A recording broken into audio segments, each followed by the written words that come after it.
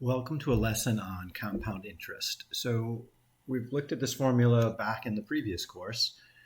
The amount of interest that you get from an investment is equal to the principal times the interest rate times the time. So that's this right here, the amount of interest I get. Then I can add that back onto the principal and get a new amount in my account. So let's just take a look at that. So let's suppose I have $1,000 to invest and I'm going to get an interest rate of 2%, and that interest rate is actually an annual percentage rate. Call that an APR. So the interest calculation is down in the table here. For 1 year, I would calculate my interest amount here by taking my $1,000 times my 2% and multiplying by 1 for 1 year. And if I add that back onto my 1,000, if they put that interest back in my account, then at the end of that year, I'll have $1,020. Now, I leave that $1,020 in the account, and another year goes by, and so then we have another interest calculation.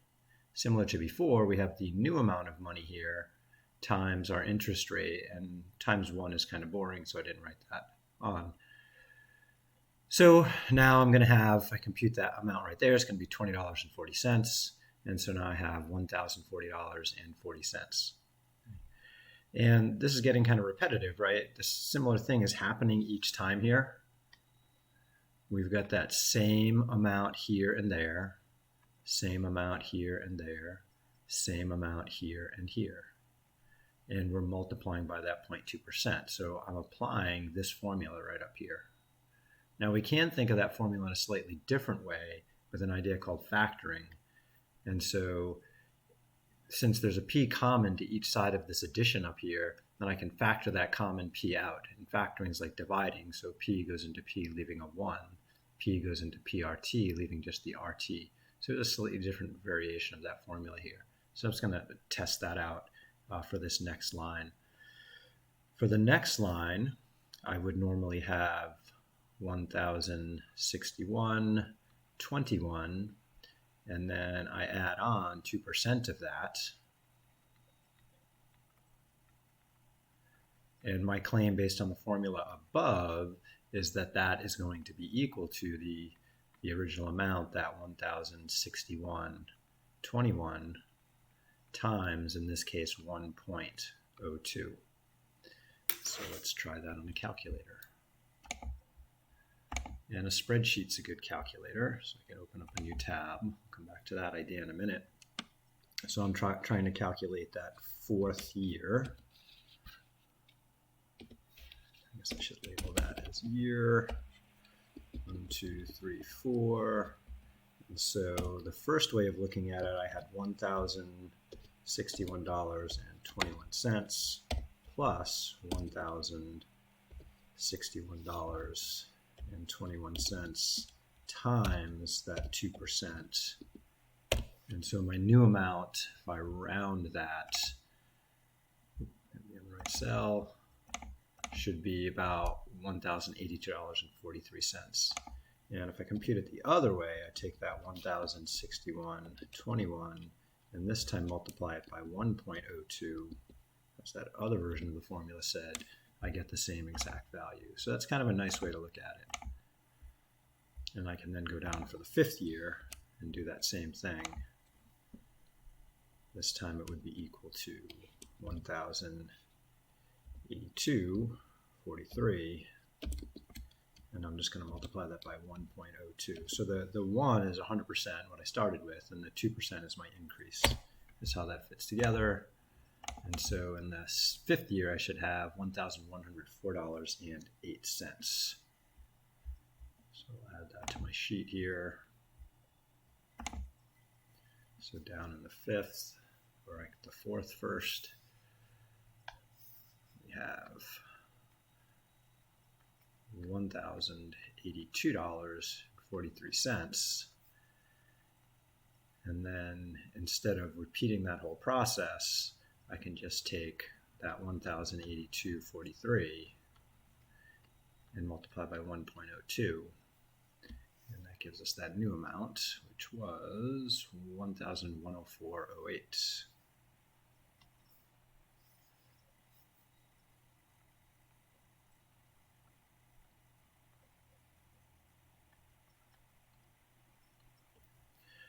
So another way to look at these calculations, this one right here was $1,000, and I multiplied it by that 1.02. And then in the next year, I take the amount above right there, and I multiply it by 1.02. And then in the following year, I do the same thing. I take the previous amount here, all that calculation, and I multiply it again by 1.02. So what you can see happening is over these 3 years, I'm multiplying by 1.02, 1, 2, 3 times. So let's try a little test. Let's just look at that a slightly different way to get this number right here. Repeated multiplication is an exponent, so I think I should be able to tell my spreadsheet for 3 years that the amount should be about equal to 1,000, my initial investment, times that 1.02 raised to the third power. And so I'm using this notation for exponents because I'm using a calculator that does that. So I'm going to test out this third year here and try $1,000 times 102% raised to the power 3. And if I round, oops, wrong place. If I round that, the computer says it's $1,061.21, which should be what I had in my table. Excellent. So I'm getting the same result. So now I kind of have a shortcut formula. Instead of going 1 year at a time and finding the interest and adding it back on over and over, that's rather tedious. Turns out there is a shortcut. So I could jump to the 10th year without doing each one in between. So we'll test that in 2 different ways and we'll move on to a different problem. So 10 years later should be that $1,000 times 1.02 to the 10th power. So let's check with the spreadsheet on that, and I'll show you 2 different ways to do it. So year, balance, and so the first year I pretty much have to calculate by plugging in that 1,000, oops, equals, there we go, 1,000 times 1.02. And then after that, I just take the previous amount and multiply by 1.02. And the spreadsheet does that very well by just saying equals, click on the previous amount, and then times 1.02. So this is kind of like doing it in the table. I can then grab that second formula and say just, hey, repeat that using the autofill option. And then I can drag that down 10 years. Right about there. To get the 1, 2, 3, 4, 5 to fill down, I need a pattern of 2, and I can fill that down. All right, so here we are in the 10th year. And so that, again, was by repeated multiplication of the 1.02, and then in the next cell, multiply by the previous amount by 1.02, and so on. Multiply the previous amount by 1.02. So instead, we'll try using exponents to do it. So in this case, we'll take our 1,000 times 1.02, and the exponent turns out to be the number of years that have gone by, so I'm just going to click on the year over there in that column and format that as dollars, and I should just be able to fill that down. Notice that's a different formula. We'll double check that in a second. I should get the same amount of money. Yeah, notice the dollar amounts match, but it's a different formula. Here it says take 1,000 times 1.02 raised to the power, whatever the number of years is. The formula I have over here says take the previous amount of money from last year and multiply by 1.02. So this is called a recursive formula right there.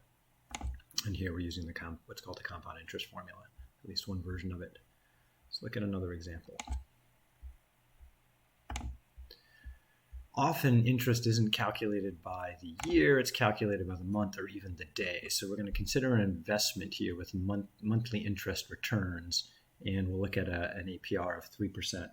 Now, the 3% is an annual rate, so that's what that A means here.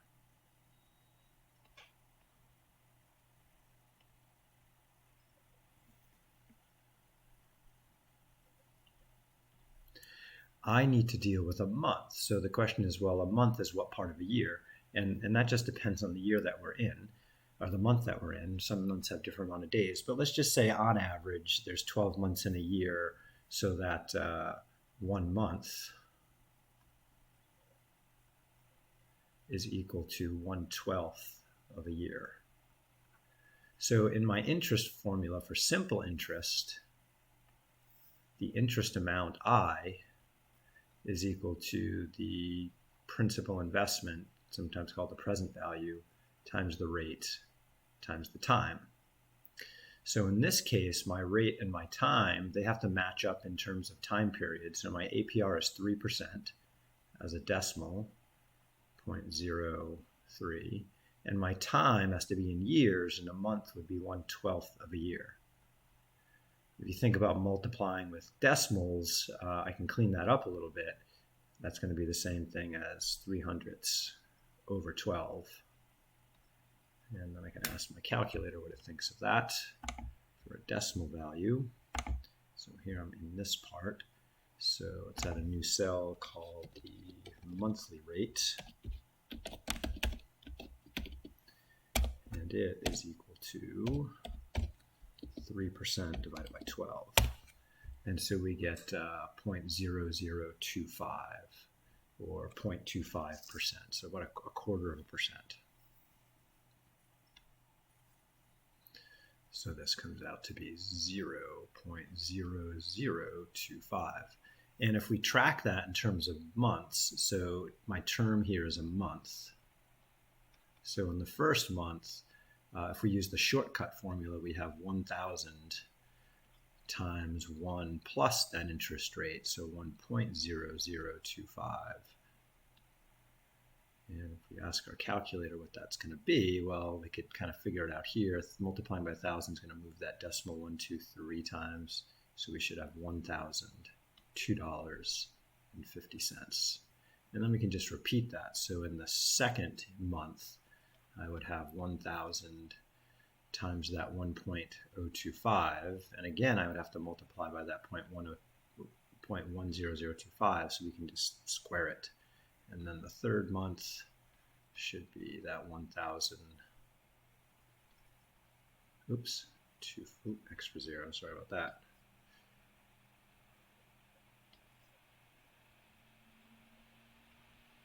So that should be cubed and so on. And so if I skip on down to the 12th month, which means I have a whole year gone by, then I'll have $1,000 times 1.0025 raised to the 12th. And the question I have here, am I better off getting interest monthly instead of once a year? So if I just got it once a year, 3% of 1,000 would give me $30 extra. So I'd have $1,030. Is this going to be better? So let's go ask the spreadsheet. So we have our term in months here, 1, 2, and 3, and we're going to, we'll just go with that. We'll just fill that down so we have 12 months. And I kind of have a 0 month, you could say, and that's just the original amount, the $1,000 we're starting with. Let's make those all. And so that's my new balance.